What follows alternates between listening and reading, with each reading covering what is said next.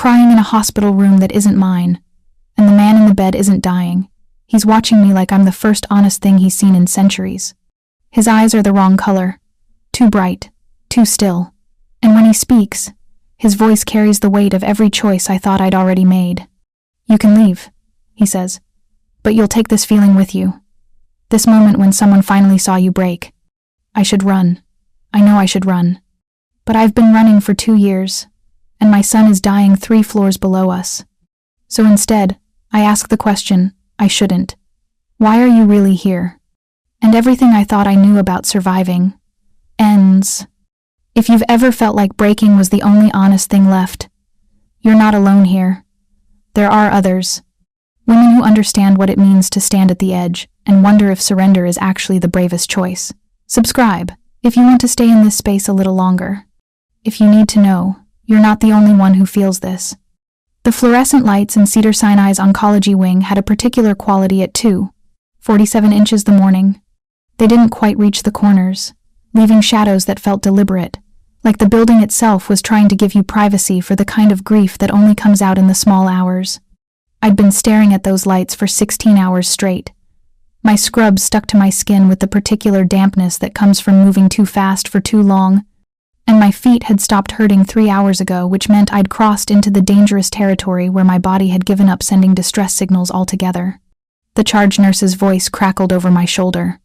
"Hargreaves, you're still here?" I didn't turn around. Couldn't. If I looked at Nadia's kind face, I'd crack, and I'd already used up my breakdown allowance for the week, picking up Morrison's shift. "She's got the flu. That's your 3rd double this week. Jamie's treatment isn't getting any cheaper." The silence that followed carried all the things we both knew but couldn't say. That Cedars-Sinai was one of the best pediatric oncology centers in the country. That it cost more per day than I used to make in a month back in Texas. That Jamie's stage 2 bone cancer was progressing faster than the doctors had predicted. That the experimental treatment he needed wasn't covered by insurance. That I was drowning, and no amount of extra shifts was going to be enough. "There's an empty room on the 18th floor," Nadia said finally, her voice softer. 1847, private wing. Patient discharged this morning. Go cry for 10 minutes. I'll cover your rounds." The kindness almost undid me right there. I made it to the elevator before the first tears fell. Made it to the 18th floor before my breathing went ragged. Made it to room 1847 before the sound that had been building in my chest for 2 years finally broke free. I didn't turn on the lights. Just closed the door behind me and let the darkness swallow me whole. The room smelled different than the rest of the hospital. Less antiseptic. More like expensive cologne and something else I couldn't quite name. Something old. But I was too far gone to care about the details. I sank against the wall and finally let myself break. The crying started as a whimper and built into something that felt like it was tearing me apart from the inside. Every shift I'd worked, every meal I'd skipped, every time I'd smiled at Jamie and pretended I wasn't terrified. Every night I'd fallen asleep next to his hospital bed and dreamed about the husband I'd lost in the accident that had somehow, impossibly, led to the cancer that was killing our son. I pressed my hands over my mouth, trying to muffle the sounds, but they kept coming. 2 years of grief and exhaustion and bone-deep terror, all of it pouring out in the darkness of a hospital room I had no right to be in. That's when I heard it. "You grieve beautifully." The voice came from somewhere near the bed, low, accented, carrying a weight that made the air in the room feel heavier. My breath caught. My heart slammed against my ribs. The lights came up slowly, not the harsh fluorescence I was used to, but something softer, dimmer, like the room itself was being gentle with my shock. He was sitting up in the bed I'd thought was empty, watching me with eyes that caught the light wrong. Too red, too bright, too impossibly still. My voice came out broken. "I'm sorry. I thought this room was empty." "It's occupied," he said, "but not by anyone who minds the company." I should have run. Should have apologized and fled back to the safety of the nurse's station and reported the mistake. But something in his voice held me there, pinned against the wall like a butterfly in a collection. He didn't look sick, didn't look like any patient I'd ever treated. His face belonged in museums, all sharp angles and aristocratic lines that spoke of centuries-old portraits and bloodlines that predated countries. Dark hair fell across his forehead in a way that seemed deliberate, calculated. His skin was too pale, but not in the waxy way of the dying, in the way of something that had never needed sunlight to survive. "This room is occupied." I managed again, my voice steadier this time. "I shouldn't be here." "So," I noticed. His lips curved slightly, not quite a smile. "But you're the first honest thing I've encountered in this sterile place. Stay, tell me what's killing you." The words hit me like a physical blow, because he wasn't asking about Jamie. He was asking about me. About the thing that was eating me alive from the inside out, the thing I'd been too afraid to name even in the privacy of my own thoughts. I pressed my hands to my face, trying to wipe away the evidence of my breakdown. "I don't even know you." "No," he agreed, "but I've been watching you." Every self-preservation instinct I had screamed at me to leave. This man, this patient who wasn't quite right, who watched me with eyes that reflected light like an animal's, was dangerous in ways I couldn't articulate. But I'd been so careful for so long, so controlled, so determinedly fine. And I was so tired of being fine. "My son," I heard myself say. "He's 6 years old and he's dying 3 floors below us, and I'm working myself to death trying to afford a treatment that probably won't even work, and My voice cracked. "I can't save him. I can't save him, and it's killing me."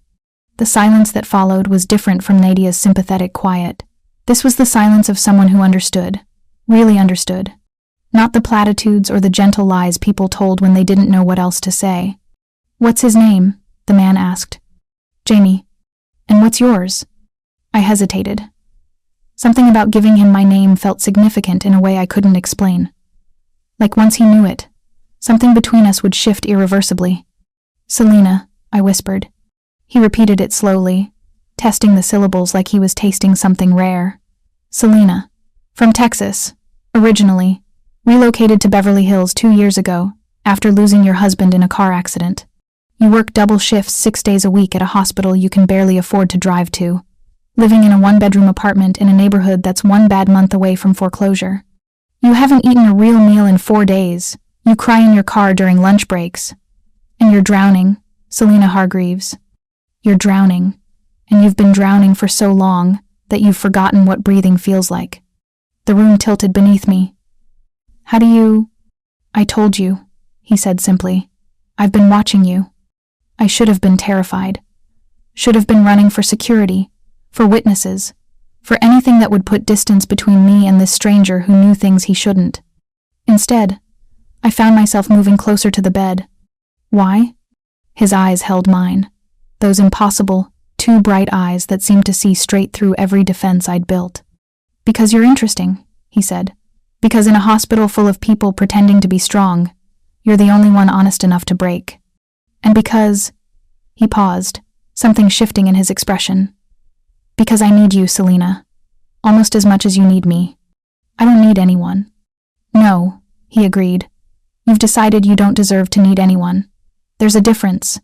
The truth of it cut deeper than any scalpel I'd ever held. "I should go," I said, but I didn't move. "You should," he agreed, "but you won't. Because for the first time in 2 years, someone is seeing you. Really seeing you. Not the nurse, not the grieving widow, not the desperate mother, just you. And you're terrified of how much you've missed that." He was right. God help me, he was right. "What do you want from me?" I asked. His smile was like winter breaking, beautiful and dangerous and absolutely inevitable. "The same thing you want from me, Selena. A reason to keep breathing." I left room 1847 with his words still wrapped around my throat like a promise I hadn't asked for. The elevator ride down felt longer than it should have, and when I finally made it back to the nurse's station, Nadia took one look at my face and handed me a bottle of water without saying a word. I worked the rest of my shift on autopilot, checked vitals, administered medications, smiled at patients who didn't know that the hands caring for them were shaking. By the time dawn broke over Beverly Hills, painting the sky in shades of pink and gold that felt obscene against the fluorescent-lit reality of the oncology wing, I'd almost convinced myself that room 1847 had been a fever dream, exhaustion-induced hallucination. The kind of thing that happens when you push your body past its breaking point. Then I stopped by the billing office to submit my time card. Teresa, the woman who'd been processing my payment plans for 18 months, looked up from her computer with an expression I'd never seen before. something close to awe. "Selena," she said, "I was just about to call you." My stomach dropped. Another bill, another treatment Jamie needed that insurance wouldn't cover. Another impossible number I'd have to break into monthly installments that would take me years to pay off. "How bad is it?" I asked, already doing the math in my head. How many more shifts could I pick up? What I could sell? Whether I could finally swallow my pride and call my parents in Houston and beg for money I knew they didn't have. "Bad?" Teresa's eyebrows rose. "Selena, it's someone paid Jamie's account. The whole thing." The water bottle in my hand crumpled. "What?" $217,000. Paid in full as of 4:32 this morning. Anonymous donor. The hospital verified the wire transfer. It's legitimate. The room spun. I gripped the edge of her desk, trying to anchor myself to something solid, something real. That's not possible. "I have the confirmation right here." She turned her monitor toward me, and there it was. Jamie's account balance, $0. "Someone who's been watching you," he'd said. "Someone who needs you almost as much as you need me."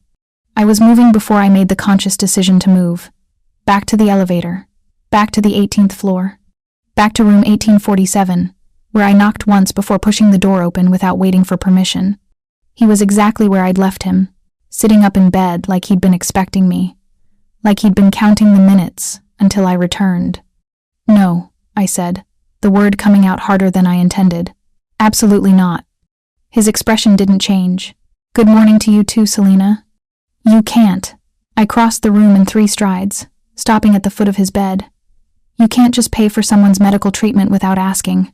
You can't just—" "Can't I?" He tilted his head, and in the morning light streaming through the window, his eyes still caught wrong. Still reflected like something that had never been entirely human. I was under the impression that money existed to be spent on things that matter. "I don't even know you. You know I've been watching you. You know I understand what it means to fight impossible battles. You know that last night, you told me things you haven't told anyone else." His voice dropped lower. "You know that when you left this room, you felt lighter than you have in 2 years. That's more than most people know about each other after decades of acquaintance." He was right, and I hated him for it. Hated how easily he could see through every defense I'd spent 2 years building. Hated the way my body wanted to sink into the chair beside his bed and stay there. Hated how much I'd thought about him during the remaining hours of my shift, when I should have been thinking about Jamie, about work, about anything except a stranger with impossible eyes who seemed to see straight through my skin. "I'm returning the money," I said. "You can't. It's already been allocated to Jamie's treatment plan. The experimental protocol starts Monday. Doctor, Reeves called your phone twice this morning, but you were working." He paused. "Are you going to take that away from him because your pride is uncomfortable with the idea of accepting help?" The words hit like a slap because they were true. Because I'd been so focused on doing everything alone that I'd forgotten the point was never my independence, it was Jamie's survival. "Why?" I whispered. "Why would you do this for us?" "Because I need something from you." He said it simply, without pretense. And unlike most people in my position, I prefer to negotiate from a place of mutual benefit rather than coercion. "What could you possibly need from me?" He was quiet for a long moment. When he finally spoke, his voice carried a weight that made the air feel heavier. "I'm dying, Selena. Slowly, painfully. From a poison that's been in my blood for 3 months, destroying me from the inside out." I looked at him, really looked at him with the clinical eye I'd been trained to use. The unusual pallor of his skin. The way his hands rested too still on the blanket. The faint tremor I could see now that I was paying attention. The kind that came from a body fighting something it couldn't quite overcome. "What kind of poison?" The nurse in me was already running through differentials. "Have they tried chelation therapy? Dialysis? What's the toxic agent?" "Nothing your medical textbooks would recognize." He held out his hand, palm up. An invitation. "Come closer. Let me show you something." Every instinct I had screamed at me to refuse, to maintain professional distance, to remember that this man was a patient, not a friend, not someone I could trust with the kind of vulnerability he was asking for. But I'd already crossed so many lines in the last 8 hours that one more seemed inevitable. I took his hand. His skin was cold. Not the clammy cold of fever or the waxy cold of poor circulation, but the cold of something that had learned to exist without warmth. His fingers closed around mine with surprising gentleness, and I felt his pulse too slow, too irregular, like his heart was forgetting how to beat properly. "Look," he said softly. He turned his wrist over, and I saw it. Veins that ran too dark beneath his skin, spreading up his forearm like cracks in porcelain. Black lines that shouldn't exist in any human circulatory system, pulsing with something that looked less like blood and more like ink. "What is this?" I breathed. "A rival's gift. Blood poisoning, if you want the simple version. Something that's been killing me slowly for longer than I care to admit." His eyes met mine. "Your medical science has no name for it, but your blood does." "My blood?" "You have something rare, Selena. Genetic markers that appear in perhaps 1 in every 50 million humans. Markers that make your blood compatible with certain conditions." He released my hand but held my gaze. "I've been searching for someone like you for 3 months. And then you walked into my room, breaking in the exact way I needed to see, and I knew." "Knew what?" "That you could save me, the same way I could save your son." His smile was sad, knowing. "We're both drowning, Selena. The only question is whether we're brave enough to reach for each other, or whether we're going to let pride pull us under." I should have run, should have called security, should have reported this entire conversation to hospital administration and never looked back. Instead, I heard myself ask the question I already knew I shouldn't. "What are you?" His smile widened, showing teeth that were just slightly too sharp. "Someone who's been alive long enough to recognize desperation in another. Someone who's learned that survival sometimes requires uncomfortable exchanges. Someone who's offering you a choice, Selena, not demanding your compliance. You want my blood. Regular donations, clinical, professional, in exchange for Jamie's continued care. Every treatment he needs, every medication, every specialist consult, every chance at the life you've been killing yourself to give him." He leaned forward slightly. "I'm not asking for your soul. Just your partnership. Just your willingness to help me survive while I help your son do the same." "This is insane." "Yes," he agreed. "But so is working yourself to death for a treatment you couldn't afford anyway. So is sacrificing everything you are for a son who needs his mother alive, not martyred." His voice softened. "I'm offering you a way out, Selena. All you have to do is say yes." The terrible thing was how much I wanted to. How much I wanted to stop fighting alone. To let someone else carry part of this impossible weight. To accept that, maybe, just maybe, I didn't have to do this by myself. "1 donation," I heard myself say.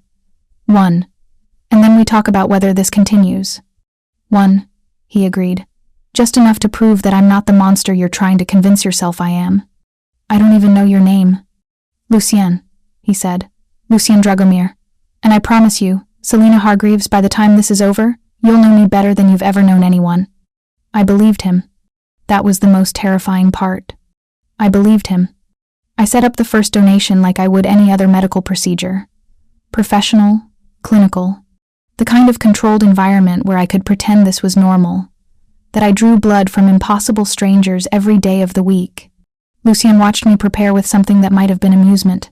I'd brought my own supplies, sterile needles, collection bags, antiseptic wipes, everything by the book. If I was going to do this, I was going to do it right. "You don't trust the hospital equipment?" he asked. "I don't trust anything about this situation." I tied the tourniquet around his arm, watching the veins rise beneath that too pale skin. "But Jamie starts treatment Monday, and you're offering me something I can't get anywhere else.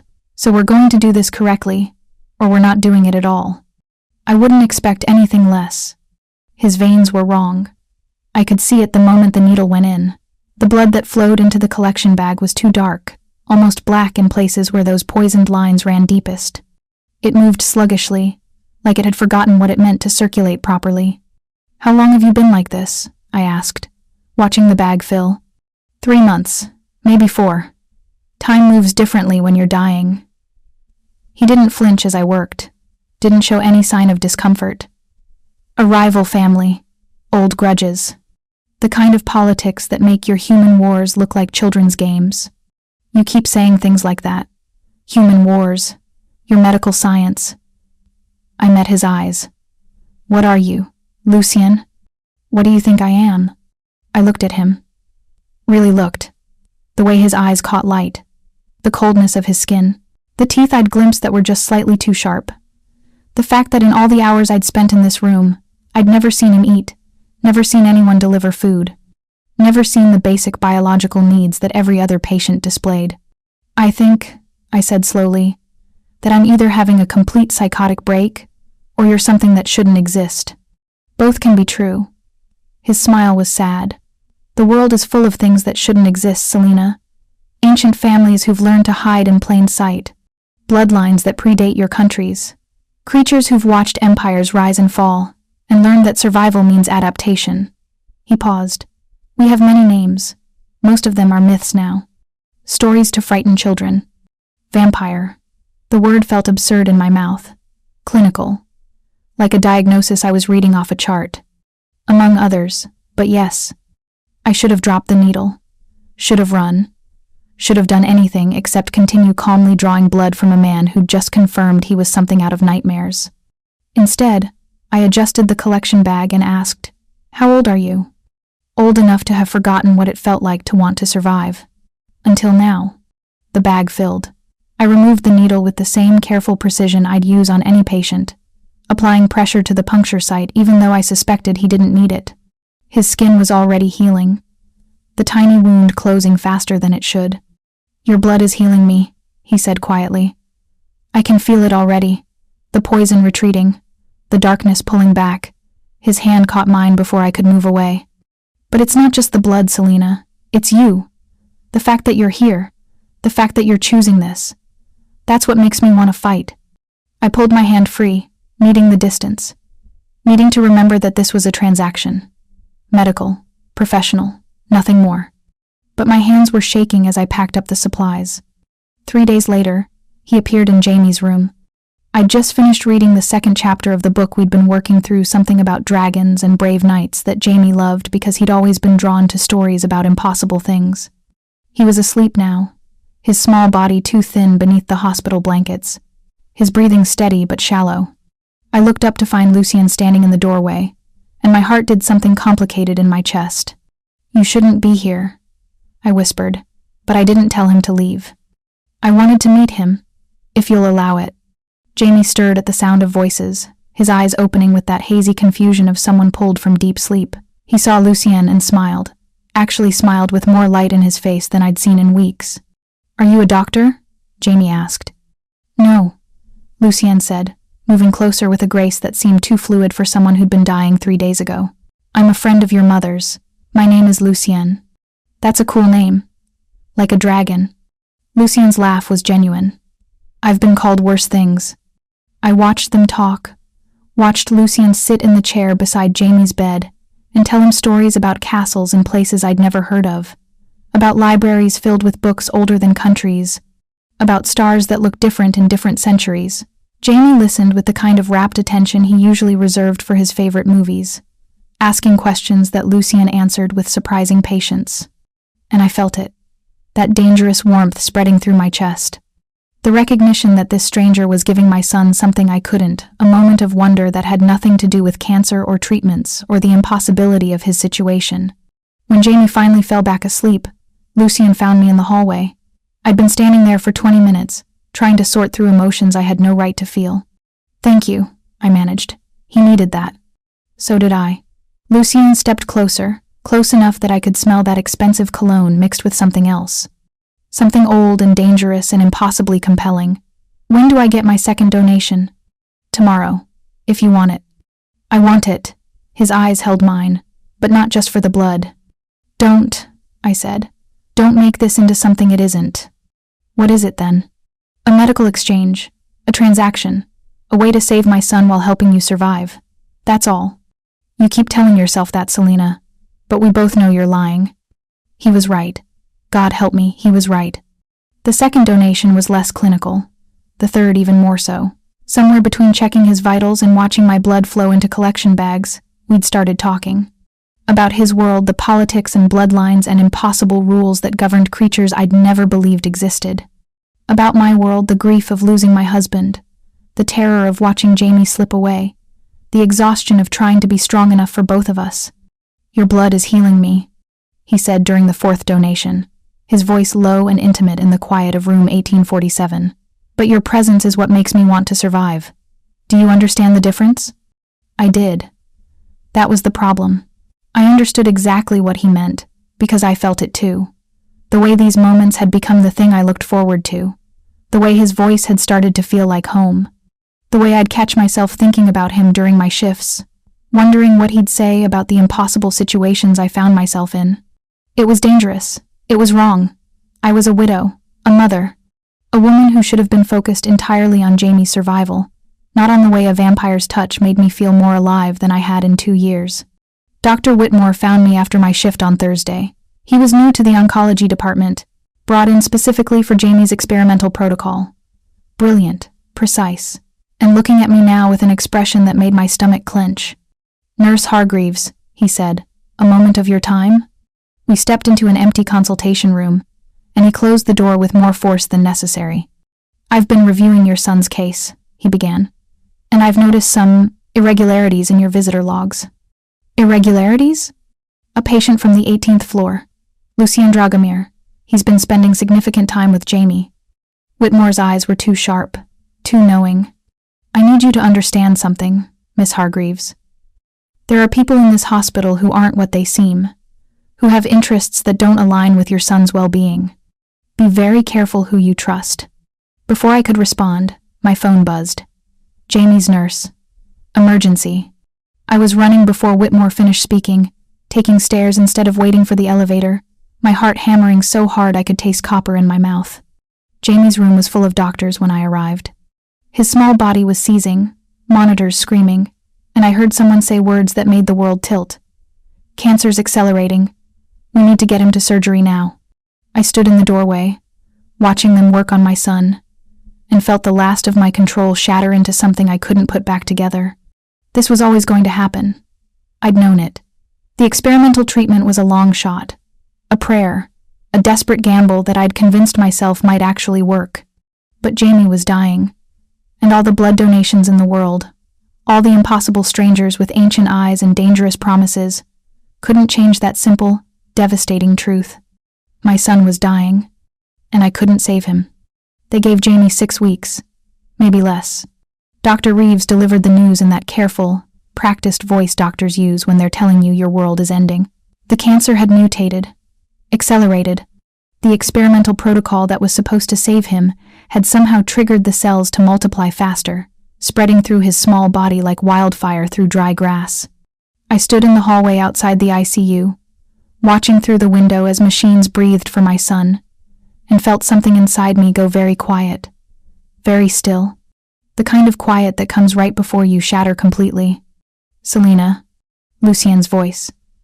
I hadn't heard him approach, but he was there beside me, his presence somehow both grounding and destabilizing. "He's dying," I said. The words came out flat, matter of fact, like I was discussing someone else's child. Someone else's ending world. They did everything they could, and he's dying anyway. "Come with me." He didn't touch me. Didn't try to comfort me with empty platitudes or false hope. He just waited until I nodded, then led me back to room 1847, where the late afternoon sun painted everything in shades of gold that felt obscene against the weight pressing on my chest. "I need to tell you the complete truth," Lucien said, once the door closed behind us, "and I need you to listen without interrupting, because what I'm about to say will sound impossible. But you've already accepted impossible things, Selena. You've been giving blood to a vampire for 2 weeks. You've watched your son smile at stories about centuries you'll never see. You know the world is stranger than you were taught to believe." I sank into the chair beside his bed, too exhausted to stand. "Just say it. I'm not just a vampire. I'm a king, one of the oldest of our kind still walking this earth. I've survived wars and plagues and the slow erosion of everything I once knew, because survival is what my kind does best." He paused, and something in his expression shifted, softened. "But I've never wanted to survive the way I do now. Not in all my centuries. Not until you. Lucien, Jamie's bone marrow contains the genetic markers I need, the complete cure, not just for the blood poisoning, but for vulnerabilities that have plagued my kind since the beginning. His blood could make me truly immortal, untouchable." His eyes met mine. "It could also cure his cancer, permanently, completely, but harvesting it conventionally would kill him. His body is too weak, the procedure too invasive. I felt something crack inside my chest. Then what are you saying? I'm saying there's another way. He leaned forward, and I saw something in his face I'd never seen before. Fear. Genuine, raw fear. I can transform you both. Turn you. Give you immortality, complete healing, eternal protection. Jamie would survive. You would survive.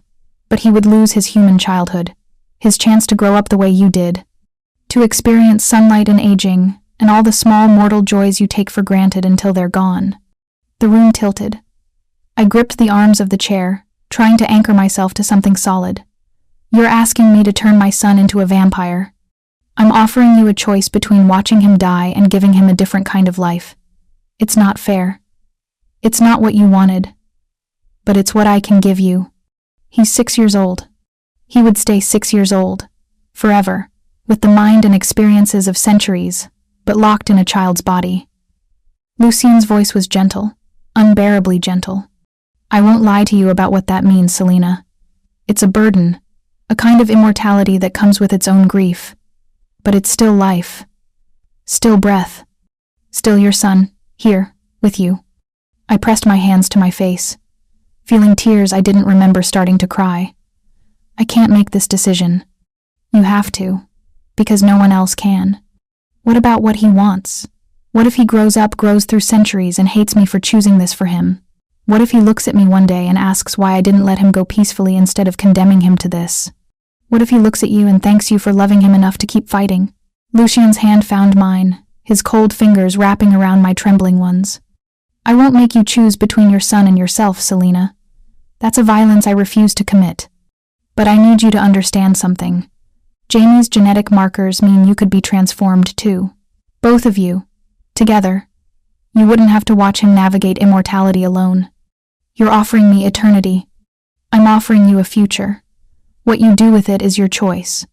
I looked at him, this impossible creature, who'd somehow become the center of my world in 2 weeks. Who'd paid for Jamie's treatment and listened to my grief, and made me feel seen in ways I'd forgotten were possible. Who was offering me everything I'd been too afraid to want. I need time, I whispered. You have 72 hours. After that, Jamie's body will start shutting down. The window for transformation closes. Before I could respond, there was a knock at the door. Sharp, deliberate, not the gentle tap of a nurse, but something more aggressive. Lucien's entire demeanor shifted.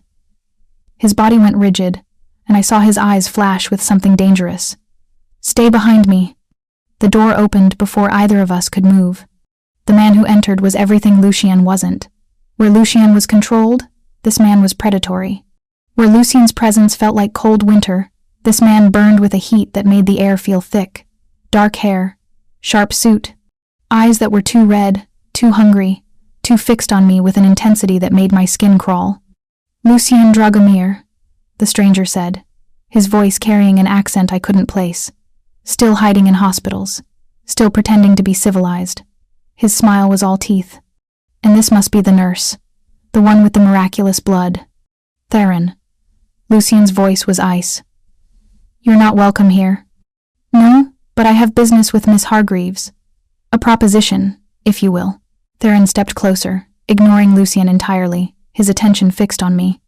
Your son is dying. Lucien has offered you transformation, a pretty gift, wrapped in promises of eternity. But did he mention the price? Get out, I said, my voice steadier than I felt. Immortal children are rare for a reason, Miss Hargreaves. They break, psychologically, emotionally, trapped in bodies that never age while their minds grow across centuries. Your son would be a curiosity at best, a tragedy at worst. Theron's smile widened. But I can offer you something better. There's nothing you could offer that I'd want. I can cure your son, conventionally. Let him grow up human. Live a normal life. All I need in exchange is your blood. Regular donations. A decade, perhaps. Maybe 2. You remain human. He remains human. Everyone wins. Except she becomes your slave, Lucien said quietly. Bound to you through blood debt. Unable to refuse. Unable to leave. I prefer the term protected. But yes, there would be obligations. Theron's eyes never left mine. But your son lives, Miss Hargreaves. Isn't that what matters? I looked between them, these two ancient creatures offering me impossible choices, neither of which felt like freedom. Lucien, who wanted to give me eternity but couldn't promise what it would cost my son. Theron, who promised Jamie's humanity but wanted to own me in exchange. 72 hours, Lucien said, his hand finding mine again. Don't let him rush you. Theron laughed. 72 hours before the boy's body gives out entirely. I'll give you the same deadline, Miss Hargreaves. Choose wisely. Your son's life depends on it. He left as abruptly as he'd arrived, and I stood there in the aftermath, trembling with a rage and fear I couldn't separate. He's lying, Lucien said. Whatever he's promising, it comes with chains you won't see until they're locked around your throat. And what comes with your offer? What chains am I accepting if I choose you? Lucien was quiet for a long moment. When he finally spoke, his voice carried a weight that made my chest ache. The knowledge that you chose me. Not because you had to. Not because I manipulated or coerced you, but because you wanted the future I'm offering. That's the only chain I'd ever ask you to wear. I looked at him and saw something I'd been afraid to name. Something that went beyond blood donations and medical exchanges. Something that terrified me because it made everything else, the grief, the fear, the impossible choice, even more complicated. I was falling in love with him, and my son was dying. And I had 72 hours to choose between 3 impossible futures. I need to see Jamie, I said. Lucien let me go without argument. I spent the night in Jamie's room, holding his small hand while machines breathed for him and monitors tracked the slow failure of his body. And I wondered what kind of mother I was, that I was even considering what Lucien had offered. What kind of woman I'd become. That part of me wanted the transformation not just for Jamie's survival, but for my own. 72 hours. The clock was already counting down. I'd been sitting with Jamie for 48 hours when Dr. Whitmore found me. The deadline was closing and 24 hours left to make an impossible choice, and I still didn't know what I was going to do. Miss Hargreaves, Whitmore said from the doorway. We need to talk. Now. Something in his voice made me look up, made me see him differently. The way he stood too still. The way his eyes tracked movement with predatory precision. The way he'd been watching me for weeks, with an intensity that had nothing to do with Jamie's treatment. Who are you? I asked quietly, so Jamie wouldn't wake. Really? Someone who's been hunting creatures like Lucien Dragomir for 3 centuries. He stepped into the room, and I saw the weapon at his hip, not a gun, but something older. Wood and silver. Someone who knows what he's doing to you. The manipulation. The false promises. The way he's twisted your desperation into something he can use. You don't know anything about us. I know he's a vampire king. I know he's using your son's condition to bind you to him. I know that whatever he's promised you is a lie wrapped in honey to make the poison go down easier. Whitmore moved closer. I can protect you, Selena. I can get you and Jamie out of here before he completes whatever plan he's... The lights went out. All of them. The entire floor plunged into darkness so complete it felt deliberate. Orchestrated. Wrong. Emergency generators kicked in 3 seconds later, bathing everything in red, emergency lighting that made the hallway outside look like something from a nightmare. And then I heard the screaming. I was moving before I made the conscious decision, checking Jamie's monitors still functioning on backup power, his sedated body unaware of the chaos erupting around us. I turned to tell Whitmore to stay with him, but the doctor was already gone, running toward the sounds of violence with that weapon drawn.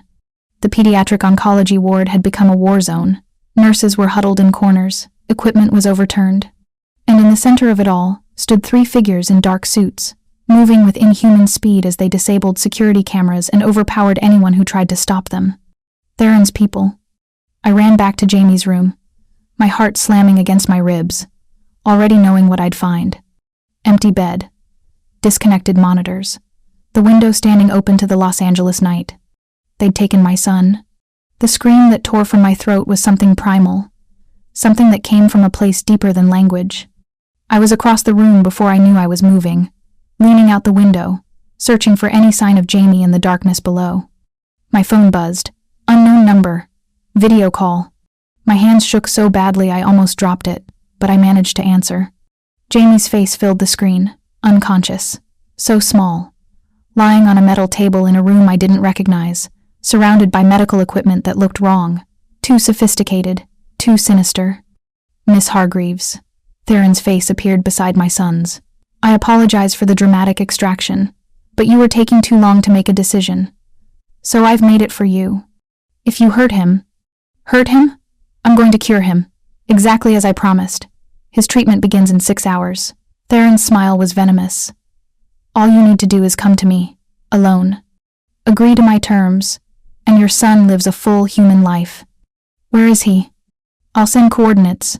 You have 1 hour. Come alone, or the treatment doesn't happen. He leaned closer to the camera. And Selina? If you bring Lucien, I'll kill the boy just to watch you break. This is between you and me now. The call ended. I stood there, staring at the blank screen, feeling something inside me shift. Something that had been bending for 2 years, finally snapped into a shape I didn't recognize but understood completely. I couldn't save Jamie alone. More than that, I didn't want to. I'd been so committed to my martyrdom, to proving I could handle everything by myself, that I'd been denying both of us the one thing we actually needed. Partnership. Help. The willingness to let someone else carry part of this impossible weight. I found Lucien in room 1847, already standing, already dressed, his eyes glowing with barely contained fury. I know, he said before I could speak. I felt it the moment they took him. Ancient vampire law, an attack on someone under my protection is an act of war. His voice was controlled. Lethal. I'm going to kill Theron for this. I need your help. The words came out steady. Clear. Not because I'm desperate. Not because I don't have a choice. But because I want you there. Because I choose you. Do you understand the difference? Something in Lucien's expression fractured, softened. Selina. I've spent 2 years trying to do everything alone. Trying to prove I was strong enough. Good enough. Worthy enough. I crossed the room to stand in front of him. But Jamie doesn't need a martyr. He needs a mother who's smart enough to accept help when it's offered. Who's brave enough to want someone. Who understands that choosing you doesn't make me weak, it makes me human. You're choosing me. He said it like he couldn't quite believe it. Like after centuries of existence. This moment was the one that surprised him. I'm choosing partnership. I'm choosing the future you offered. Not because it's the only option, but because it's the one I want. I held his gaze. Now help me get my son back. Lucien pulled me against him, and for the first time since Jamie's diagnosis, I let myself break, let myself cry against the chest of a vampire king who held me like I was precious. Like I was worth saving, not just using. Like my tears mattered as much as my blood. We're going to get him back, Lucien said into my hair. And then I'm going to give you the choice I should have given you from the beginning. Not transformation because it's the only way to save him, but transformation because you want it. Because you've chosen this life. With me. Freely. Promise me something first. Anything. Promise me that if something happens to me, if this goes wrong, you'll still save Jamie. Transform him. Protect him. Give him the future I can't. Nothing is going to happen to you. Promise me, Lucien. His arms tightened around me. I promise. But you're not dying tonight, Selina Hargreaves. You're going to live. You're going to fight. And you're going to choose the future we both deserve. The coordinates Theron sent led to an abandoned medical facility in the hills above Beverly Hills. The kind of place that had been repurposed and forgotten. Perfect for someone who needed privacy, for the kind of medicine that couldn't bear daylight. Lucien brought forces I didn't know he had. Vampires who moved like shadows. Warriors who'd survived centuries of conflicts I couldn't imagine. All of them loyal to their king. All of them ready to go to war for a human woman and her dying son. Ancient vampire law, Lucien explained as we prepared. Theron took someone under my protection. Kidnapped a child I'd claimed. That gives me the right to challenge him directly. Trial by combat. Winner takes everything. And the loser? Dies. Permanently. There's no coming back from this kind of challenge. I looked at him, this impossible creature I'd fallen in love with. Don't you dare die on me. Not now. Not when I've finally figured out that I want you to stay. His smile was fierce. Beautiful.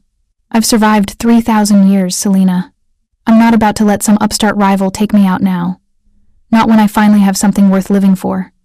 We descended into Theron's facility like an army. Like vengeance. Like the answer to every prayer I'd been too afraid to speak. And I knew, with the kind of certainty that only comes from having already lost everything once, that whatever happened next would change me forever. But I was ready. I was choosing this, and that made all the difference. The facility's life support systems were my first target. Years of nursing had taught me how hospitals breathed the ventilation, the backup generators, the careful choreography of machines keeping everything alive. I moved through Theron's underground fortress with purpose, finding the control room while Lucian's forces engaged his clan in the corridors above. Emergency shutdown. Manual override. Every system that kept this place functioning, I systematically destroyed. The lights flickered, failed, plunged everything into darkness that gave Lucian's people the advantage they needed. I found Jamie in what looked like an operating theater. He was conscious now, strapped to a table, his small body covered in sensors I recognized from oncology wards. Theron stood beside him, watching monitors that tracked my son's vitals with the detached interest of someone conducting an experiment. "Miss Hargreaves," Theron said without turning, "I was beginning to think you wouldn't come. Let him go. In 6 minutes, his treatment begins. The cure I promised. All you have to do is agree to my terms." He finally looked at me, and his smile was poison. 30 years of service. Your blood, freely given. Is that really so much to ask for your son's life? I looked at Jamie, at his frightened eyes, at the way he was trying so hard to be brave, even though I could see him trembling. "Mama," he whispered, and I understood, with perfect clarity, what my answer had to be. "No," I said. Theron's expression darkened. "No? I choose him. I choose Lucien. Not because I'm desperate, not because I don't have other options." I stepped closer, letting Theron see the certainty in my face. "But because I want to. Because I've finally figured out that choosing myself doesn't make me a bad mother, it makes me the mother Jamie actually needs." "Then your son dies." "No," Lucien's voice came from the doorway, cold and absolute. "He doesn't." What happened next was brutal and swift. Ancient vampire law meant the challenge was personal. Lucien versus Theron. No interference, no mercy. I watched Lucien move like violence given form, like 3,000 years of survival instinct made flesh. Watched him fight for my son. For me. For the future we'd chosen together. When it ended, Theron was ash on the floor, and Lucien was standing over Jamie's table, carefully removing the restraints with hands that somehow remained gentle despite the carnage they'd just committed. "Mama." Jamie reached for me, and I was there, holding him against my chest while he cried, and I whispered promises I finally knew I could keep. Lucien's hand found my shoulder. "It's time, Selena, if you still want this." I looked up at him, this impossible creature who'd seen me at my worst and chosen me anyway. "I want this. I want you. I want the future where I'm strong enough to protect him myself. It's going to hurt. Everything worth having does." The transformation happened in stages. First, Lucien's blood, ancient and powerful, and tasting like metal and starlight. Then the moment my human heart gave its final beat, and I felt myself die. Really die. Every fear, every failure, every moment of not being enough, all of it burning away in an agony that felt like being unmade at the cellular level. And then rebirth. I opened my eyes to a world I'd never really seen before. Colors sharper, sounds deeper. The scent of Jamie's fear and relief so vivid I could taste it. And beneath everything, the steady presence of Lucien, watching me wake into this new existence with something like wonder in his ancient eyes. "How do you feel?" he asked. "Like myself," I said, "but more. Like I've finally stopped apologizing for taking up space in the world." Jamie received Lucien's blood too, not transformation, but treatment. A hybrid approach that would let him remain human, let him grow up, let him choose his own future when he was old enough to understand what immortality really meant. The cancer retreated. His body healed, and I got to watch it happen with eyes that would never age, never tire, never stop seeing him as the miracle he'd always been. 3 months later, I stood in a medical facility that hadn't existed before a sanctuary Lucien and I had built together in the heart of Beverly Hills. A place where humans and vampires could receive care without judgment, without fear, without the impossible choices that had nearly destroyed us both. I practiced medicine with new understanding now, new power, new purpose. Every patient I treated, I saw something of myself in them, that desperate need to survive, to protect, to keep fighting even when the odds were impossible. Jamie was in remission. Attending school. playing soccer, living the childhood I'd nearly lost him to. And every night, he came home to a mother who would never age, never leave him, never stop fighting for his right to choose his own path. I visited my husband's grave on a Tuesday evening, when the cemetery was empty and the light was soft. I hadn't been back since the funeral, too afraid of what I'd feel, too guilty about surviving when he hadn't. But I knelt beside his headstone now and finally spoke the truth I'd been too afraid to say. I'm sorry it took me so long to understand. You didn't die so I could spend the rest of my life punishing myself. You died, and I lived. And those are just facts, not judgments, not cosmic errors. I traced his name with fingers that would never age. I'm going to live now. Really live. I'm going to love someone new. I'm going to give Jamie everything he deserves. And I'm going to forgive myself for wanting those things. The weight I'd been carrying for 2 years finally lifted. I found Lucien on our balcony that evening, watching the sun set over Los Angeles, a sight he could only witness now through special glass, but one he said was worth the accommodation. Do you regret it? He asked as I joined him. I thought about the question, about everything I'd lost and gained, about the woman who'd cried in that hospital room and the one I'd become. I regret that I waited so long to understand that loving Jamie meant loving myself too, I said. I regret the time I wasted believing self-sacrifice was the same as love. I regret not trusting myself to want things, to need things, to be someone beyond just mother or widow or survivor. But the transformation itself? I turned to face him, letting him see the truth in my eyes. I'd do it again, every choice, every moment, because this is the first time in my life I've felt complete, like all the parts of me finally fit together instead of tearing each other apart.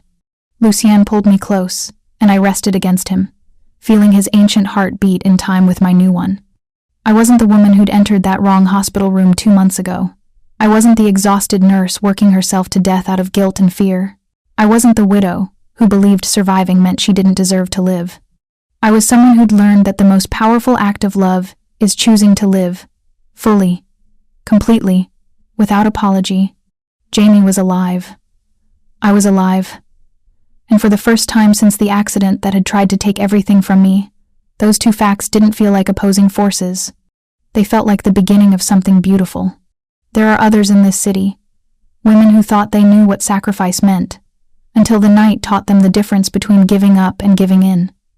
We don't speak of it in daylight, but we recognize each other in the quiet spaces where desire meets duty, where transformation feels like coming home. If this story awakened something you thought you'd lost, there are more of us here. Subscribe. These moments are fragile, easy to lose if you let them slip away. And I think you don't want to lose this. Not yet.